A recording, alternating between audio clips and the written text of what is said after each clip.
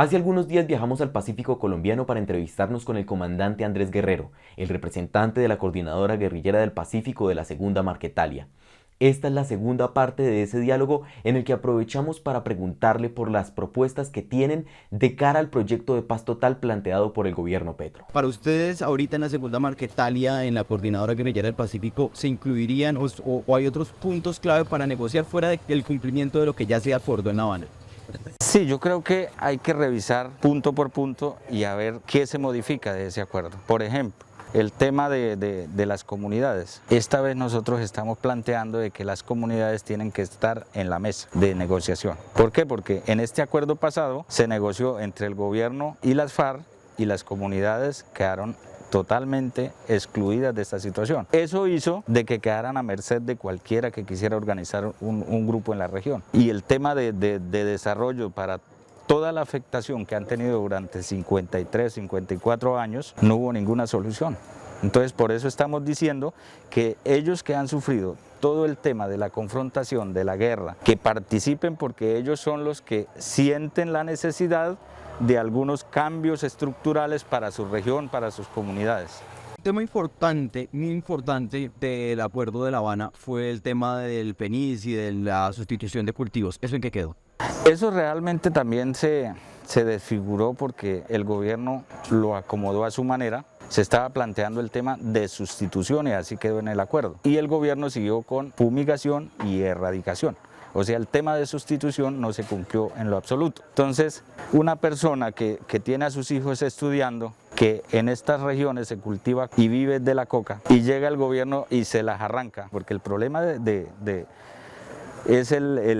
lo que se planteaba en el acuerdo, sustitución, es decir, que ese tema de la coca se sustituyera o se fuera sustituyendo paulatinamente con otro producto que le empezara a generar ingresos para seguir alimentando sus familias, y eso no se dio. Entonces empezaron con la erradicación forzada. En el Mira, por ejemplo, en el 2016 más o menos, hubo una masacre de la policía hacia los campesinos cocaleros que le echaban la culpa a la Oliver Sinisterra cuando eso era mentira. Allí hubo una comisión internacional que fue a verificar y a esa misma comisión la misma policía le dio plomo porque estaban incinerando unos cuerpos de campesinos, desapareciéndolos. Entonces todas estas situaciones pues obviamente no han cambiado en absolutamente nada de lo que se planteó en el acuerdo.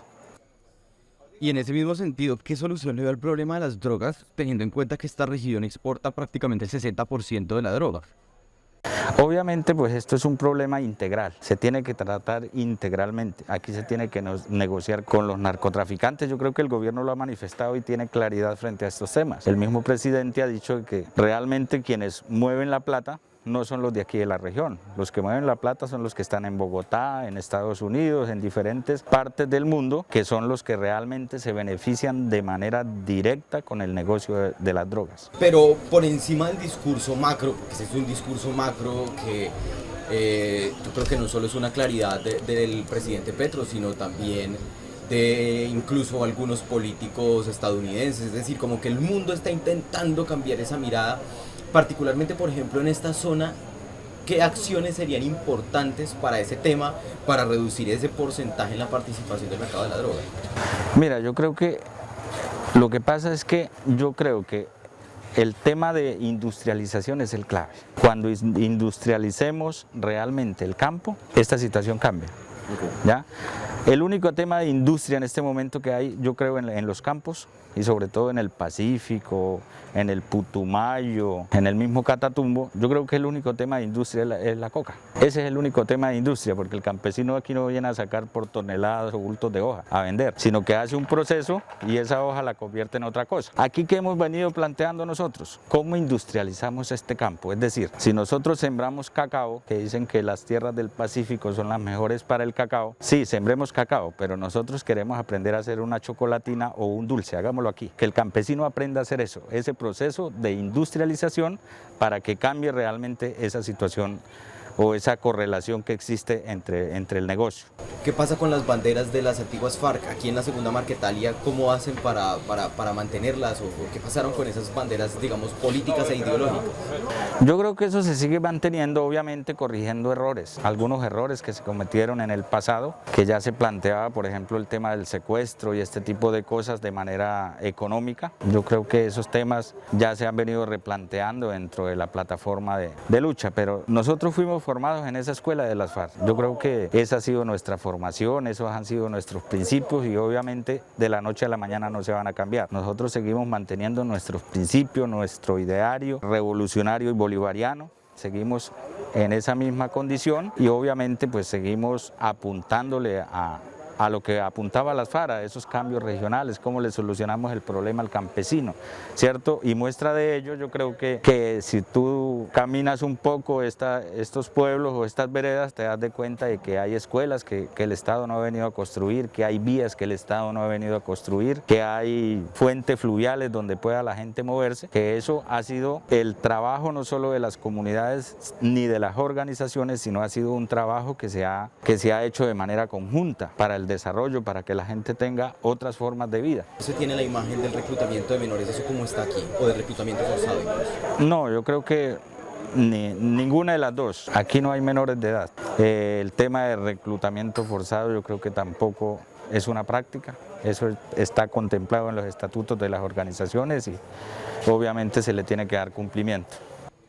Al tema de los líderes sociales, las masacres que han ocurrido en todas estas zonas, digamos, ¿cuál es su posición? ¿Qué implicaciones han tenido en ese sentido con esos crímenes que se escuchan en el interior del país que uno no puede conocer cómo se están dando en el territorio o qué está pasando en el territorio? Aquí ha habido una diversidad de organizaciones armadas que algunas han hecho algunas atrocidades, otras quizás no, pero obviamente la preocupación nuestra y el trabajo permanente es con los líderes comunitarios, cómo junto a ellos empezamos a dinamizar y avanzar en el tema del desarrollo comunitario, ¿ya? Entonces nosotros pues obviamente tenemos mucho respeto hacia los liderazgos, hacia los líderes, lideresas y estamos en contra obviamente de ese tipo de prácticas, de ir a asesinar a los líderes. Han habido muchas situaciones aquí en este Pacífico, pero nosotros como frente yo creo que obviamente no hemos tenido esa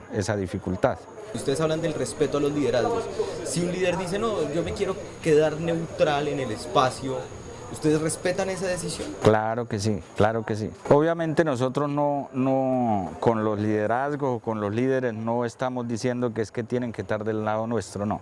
Nos acercamos a ellos para hacerles planteamientos con respecto al desarrollo comunitario y este tipo de temas. Hay una situación que sí se nos ha presentado con el Frente 30. Ellos han cogido los líderes, las comunidades y las han mandado a la confrontación.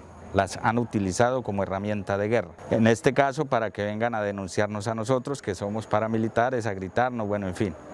Lo han hecho con documentos, ellos hacen los documentos para que las comunidades lo firmen, pero obviamente sabe uno cuál es el lenguaje que manejan esta organización. Entonces hace un tiempo pues obviamente mandaron unas comunidades a que vinieran al frente de nosotros para ellos avanzar, para ellos venirse detrás, para poder entrar a la zona nuestra. Obviamente las comunidades se replegaron, nosotros hemos estado tratando de dialogar con estas comunidades, con sus líderes, incluso les hemos manifestado en las diferentes reuniones que hemos tenido con ellos que ellos no tienen ningún inconveniente, los líderes de allá que pertenecen al área donde está el Frente 30, con ellos no tenemos ningún problema, ellos pueden bajar, pueden llegar a nuestro territorio a la hora que quieran, los líderes de aquí pueden ir allá también sin ningún problema. Eso es una claridad que tenemos y se lo hemos expresado y hemos actuado en concordancia con lo que hemos dicho. ¿Cómo garantizar que los jóvenes, los soldados jóvenes o los milicianos jóvenes que ustedes tienen aquí se sumen a ese ideal de paz sin la desesperanza que trae ver los procesos fallidos o el descreimiento que uno puede tener lógicamente en el Estado? Bueno, yo creo que ese es un trabajo que hay que hacer al interior, no solo de la organización, sino una pedagogía que se tiene que hacer con las comunidades realmente, porque la mayoría de esos jóvenes que integran estas organizaciones, pues son de estas comunidades, son de este territorio, tienen sus familias acá, tienen todo su entorno social en estas comunidades, ¿ya?